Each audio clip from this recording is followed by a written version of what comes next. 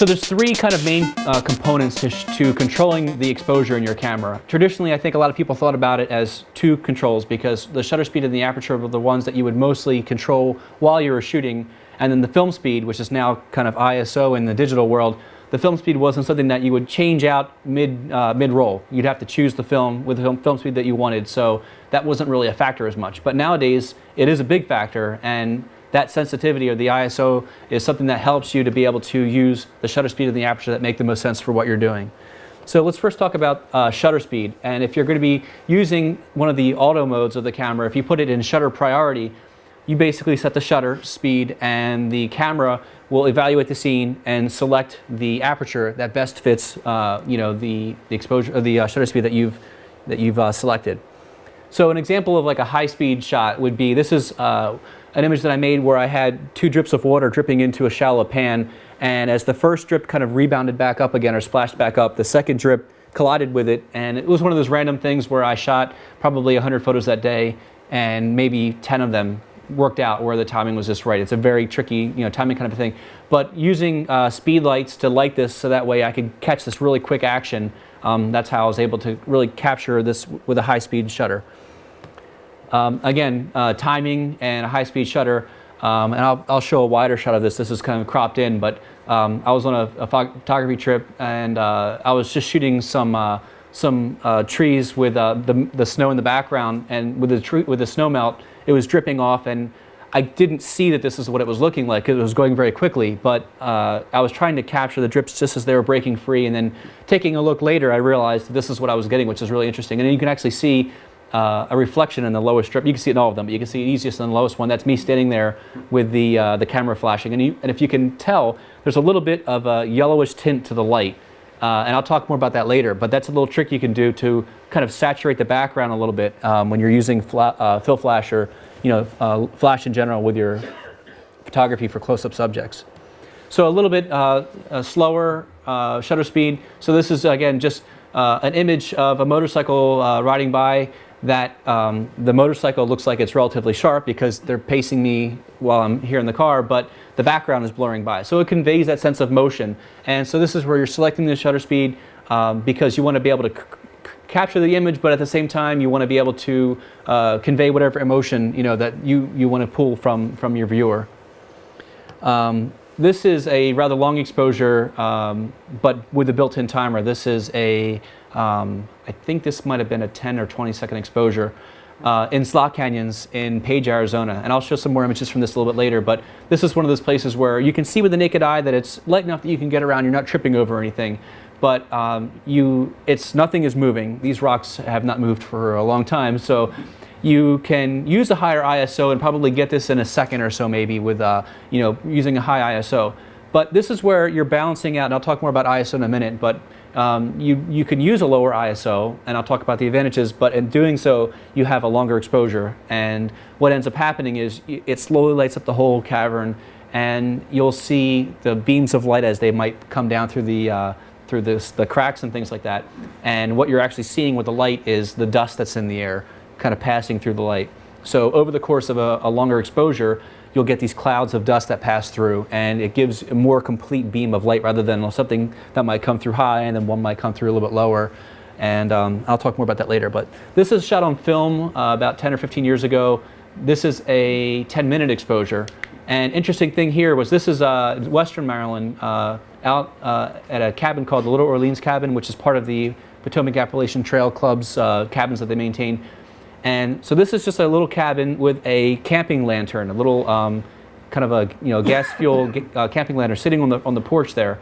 And it was relatively dark with just a dim light. But over the course of 10 minutes and the camera on the tripod, the light from that lantern just burns in and burns into the sensor, or in this case into the film.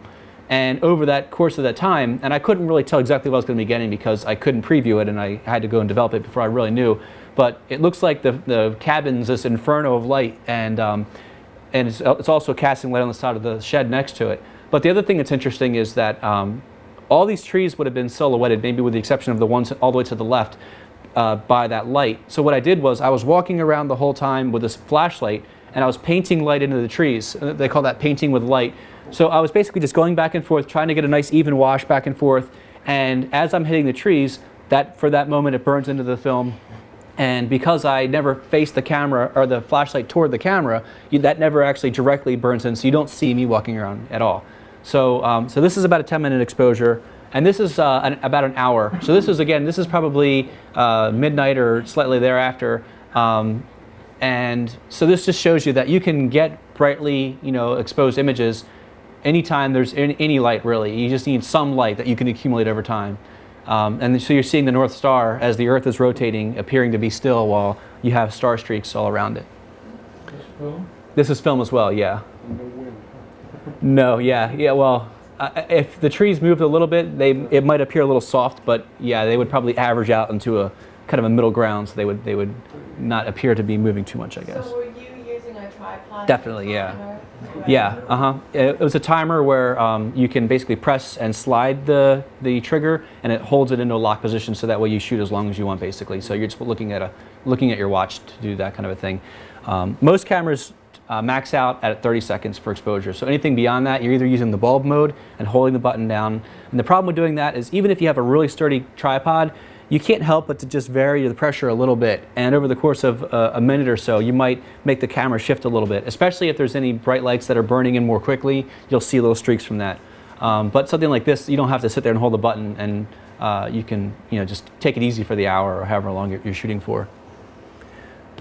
So going to the next control, which is your aperture dial, and the aperture is the opening for how much light is getting into the lens and into the sensor of the camera. So just to kind of give you a quick overview of the differences in the numbers, you'll hear people refer to f-stops. The larger the opening, the smaller the f-stop number. So you'll see in this case, if the lens can go to f2.8, that would be considered wide open. And then typical for the most closed down, the smallest aperture is f22, and some can go higher. But the other thing you'll notice from this is they're saying on the left side of the scale here that you'll get softer images with the larger aperture, and you'll get sharper images with the smaller aperture. And the reason that's the case is because when you have the aperture wide open, you have a shallower depth of field. So the depth of field is basically how much of the area that you're looking at is in focus. And if you're using an extremely small aperture, like a good example would be like a pinhole camera, you can have basically right in front of the camera all the way to infinity, all in focus. Whereas if you're shooting, let's say, with an f1.2 lens, which is probably the extreme on the other side of things, your focal distance can be so shallow that it can be very, very challenging just to get a shot that actually has any real sharpness to it. And you'll see that used a lot in creative portraiture, where they're intentionally throwing out the background focus area. But so the balance between your shutter speed and your aperture is how you're basically getting the exposure that you need. So in other words, if you want to be able to use images that are as sharp as possible, you're using a smaller aperture, a larger f-stop number. It's going to give you that. Do you guys want to? There's some seats in the back here as well. If you guys want to come, and there's one over here as well. But it's that balance of your shutter speed and your aperture that's going to give you the exposure that you need. And so there's actually like what they would call like a sweet spot with most lenses, where even though I'm saying it's sharper at f22, most lenses typically are their sharpest at the middle range of their ISO. So if a lens is a 2.8 to 22 f-stop range, maybe like f8 or so might be where it's actually at its sharpest. Maybe not necessarily at the deepest depth of field, but at whatever you're focused on will look the sharpest at whatever that sweet spot is for that particular lens. And so just quickly looking at some examples, shooting at f22 with some depth in a shot, you see the grass in the foreground looks like it's pretty well in focus, which is where the focus actually is. And then in the background, it does go out of focus a little bit, but it's pretty much in focus. You can make out individual blades of grass and flowers, pretty much all the way to the back of the image. Whereas if you shoot at f7, which is still a middle of the ground f-stop, that's not a wide open aperture, and you can see where the background's blurring out. So if you're thinking about how you might want to use these images, for example, if you were doing the posters, for example, like we used for tonight to invite you all to come to this presentation, if you were planning on putting text across the top, then maybe it would make sense to blur out the background so that way it would sit on that area nicer. Or if you really wanted to feature something in the foreground, what better way to do that maybe than to take the distraction away of everything in the background, and you still have the feeling of the grass and the color and everything, but there's that separation there. So you'll see that done a lot with portraiture, where you'll have a photo of somebody or some object, and the background is blurred out with the intention of drawing the focus on whatever the subject in the foreground is. So this is a good example of a photo that is probably a little bit underexposed on the subject, our sailor here, and overexposed in the background. But I wanted to show the more extreme side of it with a f1.8 aperture, which is a 50 millimeter f1.8 lens was used on this, which is probably, I have to recommend, is the best lens for the money that's out there. The Nikon f1.8 50 millimeter lens is about $130. The Canon one's just over 100, I believe. And I've heard people call it the thrifty 50. But basically, because the optics are probably the easiest to make, there's less that's involved. So it ends up being an inexpensive lens. And so therefore, you can get a really fast lens for relatively inexpensive. So this is great for portraiture as well as a fixed lens for doing nature photography. It's not going to zoom way in, and it's not going to give you a really wide shot. It's a fixed lens. And I'll talk a little bit more about the difference between.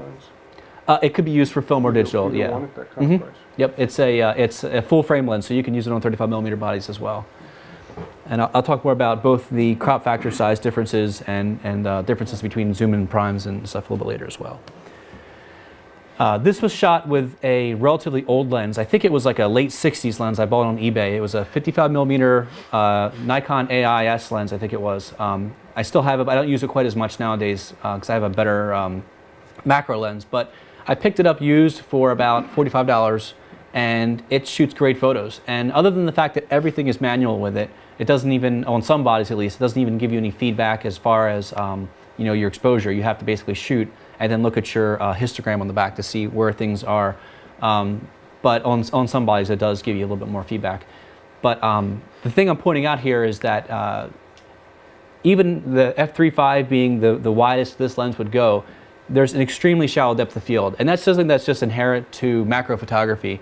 And you'll see that on the other end as well. With a really long telephoto lens, if you're shooting an object with a, let's say, a 400 or 600 millimeter lens, or even a 200 millimeter lens, and then there's objects that are in the distance and you're relatively far away shooting this object, it tends to throw the background really out of focus. Even if all the settings are the same as if you shot with, let's say, like a 50 millimeter lens, you'll notice a drastic difference in that depth of field. So in this case, if you would want to have the whole be in focus, it would be difficult. And there's a couple of tricks you can do. I'll show a light in a little bit, but bringing in light is one of the ways that you can add depth to your shot. Because if you think about it, you're balancing the exposure. If you're basically exposing an image with more light on your subject, then you have to squeeze down your iris a little bit to compensate for the extra light that's there. So by closing down your aperture, you end up having a deeper depth of field. So it's not going to be a whole lot.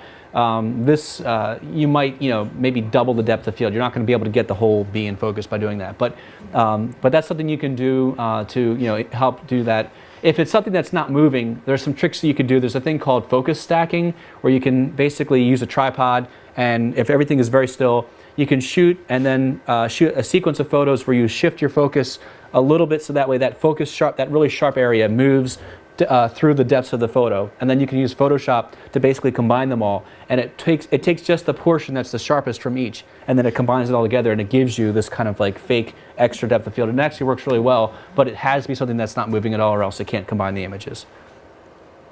So again, we were talking the third thing being the ISO, or the sensitivity. When people talk about a low ISO, typically that's between 50 and 200, depending on the body that you're using, the camera you're using. And that's thought of being less sensitive. It takes longer for that light to produce the image on the sensor. A byproduct of that is that it produces lower digital noise. So the images generally look crisper and sharper, and it's just slower for the image to capture. Higher ISOs on cameras these days are 1600, 3200, some of the times 6400, or on some of the highest end cameras, over 100,000. And it's not like throughout that whole range you're getting the sharpest photos. There's a trade-off. As you go into these higher ISOs, you get more digital noise. And it's kind of like film grain, but a lot of people think of film grain as pleasing, whereas most people never think of the digital noise as pleasing. Some people don't like film grain, but it depends on your taste. Where digital noise is usually like a color version of that, that's kind of like this weird kind of just spattering of pixels. It's hard to describe it if you haven't seen it, but as soon as you see it, you'll know what I'm talking about. And the reason this does this is because when the sensor is kind of working harder and it's being more sensitive, it heats up and it produces this noise as a product of that heat. And I'll talk more about sensor size a little bit later, but just really quickly, the larger sensors, which is one of the reasons why pro photographers like to use full frame, when they call a full frame sensor or body that shoots basically the size of a 35 millimeter sensor compared to, let's say, like a point and shoot camera, which has a much tinier sensor. The denser the pixel resolution on the sensor, the more it tends to heat up. So if you have a larger sensor, even if it's a relatively high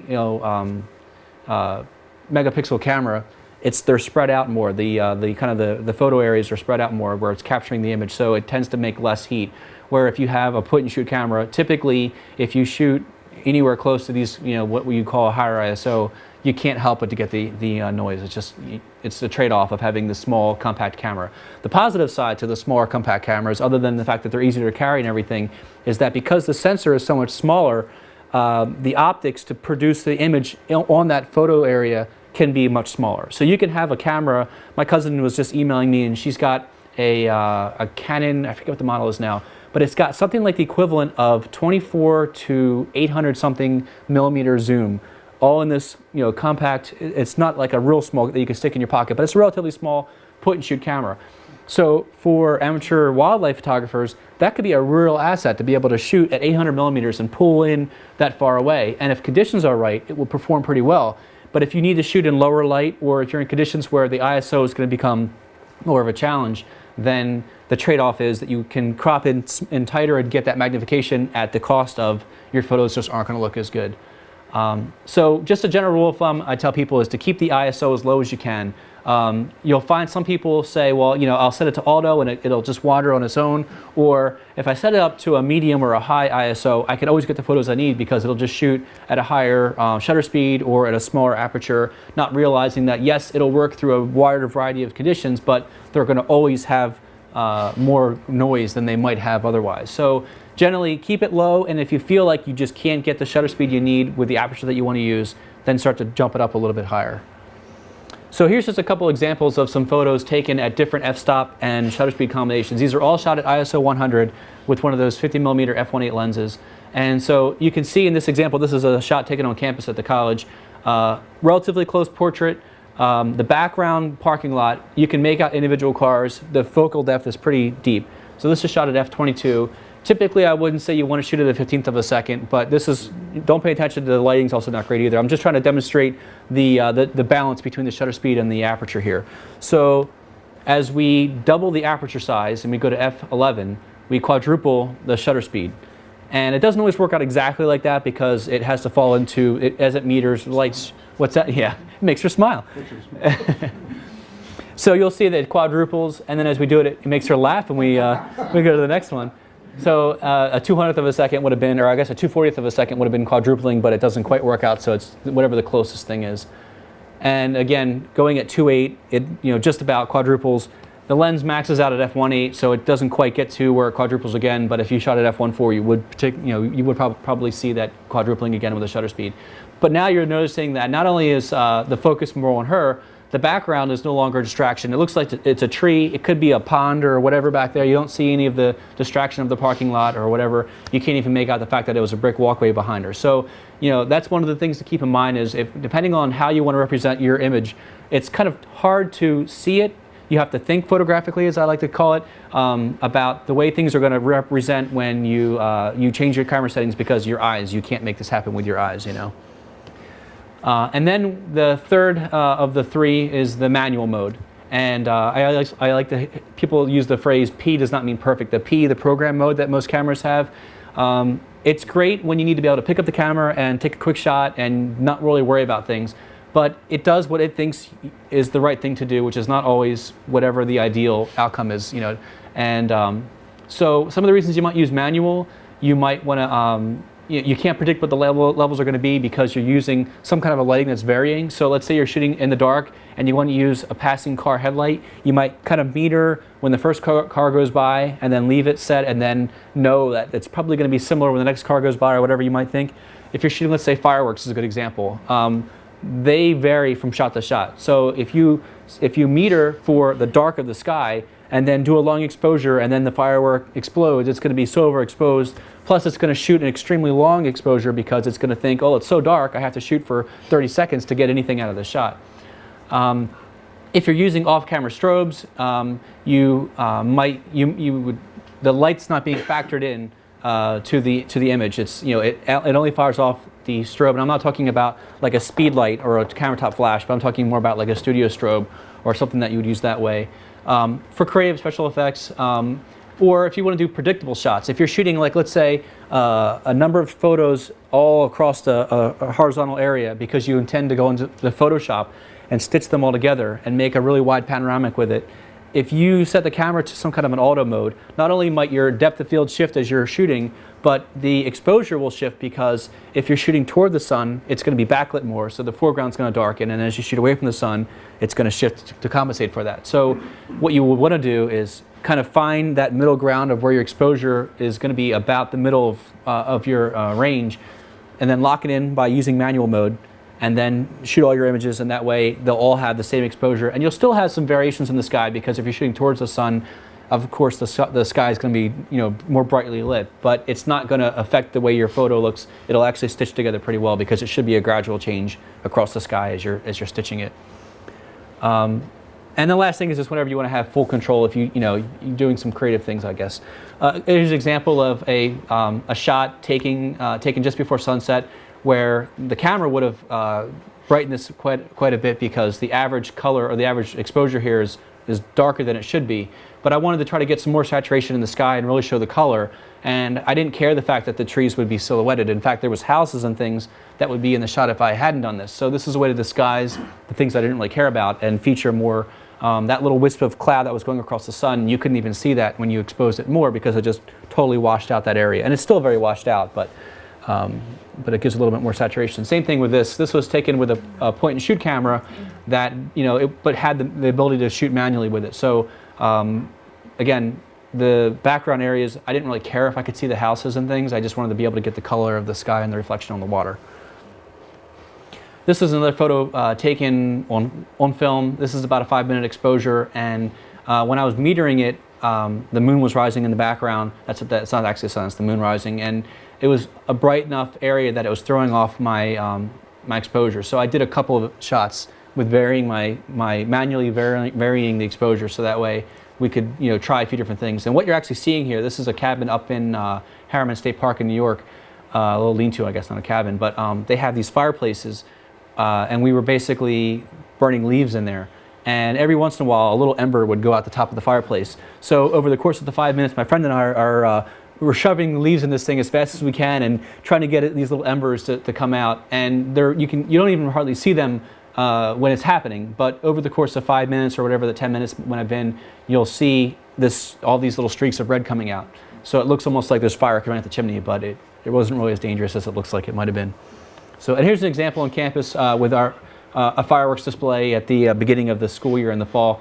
And again, not knowing what the fireworks are going to look like, how big the explosion is going to be, or how much light they're going to produce. From one shot to the next, it's a gamble. So that's where, again, shooting digital, you can just shoot and shoot and shoot, and it doesn't really make a difference. You just delete the ones that didn't work out the way you wanted to. I think I was doing about a 10-minute exposure here, and again, locked down on a tripod.